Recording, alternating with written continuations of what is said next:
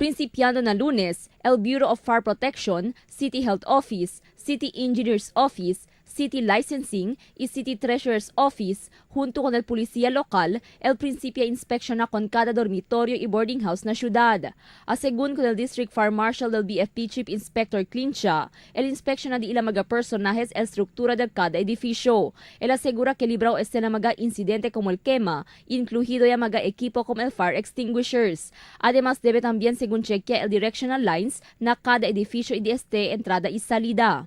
So number one is the provisions of exits ng mga buildings, provisions of emergency lights para ma-facilitate evacuation during mga emergencies, power interruption. So emergency light is the battery operated rechargeable mga emergency lights. Kasi prescribe.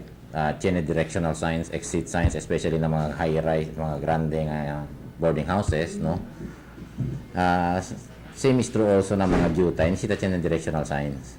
Pero ako na mga grande kay usually illuminated Next, si grande katle, si 3-story or 4-story high, tan require kita wet stand pipe, tan require kita mga sprinkler system si mga 4-story ale pa arriba. Depende din ancho del building na grandor. Next is provisions for mga portable fire extinguishers. Man issue según el BFP un notice to comply si descubrí que hindi takumpli el un dormitorio o boarding house na requirimiento del buro. Debe según somete propio requirimientos mga boarding house y dormitorio na propio tiempo, haber evita castigo con maximum de 50,000 pesos depende na pesadez del violación. Kadali pa kita chance, no, yung humanitarian reasons. Pero si tiyan naman partial compliance, akil mga minimum requirements ng compliance sila, pwede, pero si akil mga grande kat building siya we have to impose siya kayo. The due time, kita man impose, pero tinitamin kita allowance, dahil masin ko ng mga grande, dahil na kita kuhan, they can submit kung sila mga requirements, pwede man comply anay for the meantime, and in due time, man comply sila todo. Pero, el requirements kayo, tiyan nilang grace period. ¿Cuánto penalty, sir? Maximum of 50,000. Depende na gravity, depende na number of deficiencies found.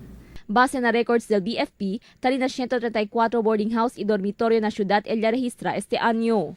Mayoría según lokaw na mga barangay, onde siya na mga grande universidad y kolehiyo, como Alinabaliwasan y San Jose. Aviso del BFP con mga estudyante, quien busca onde esta boarding house o dormitorio para asegura que siya na este el lisensya.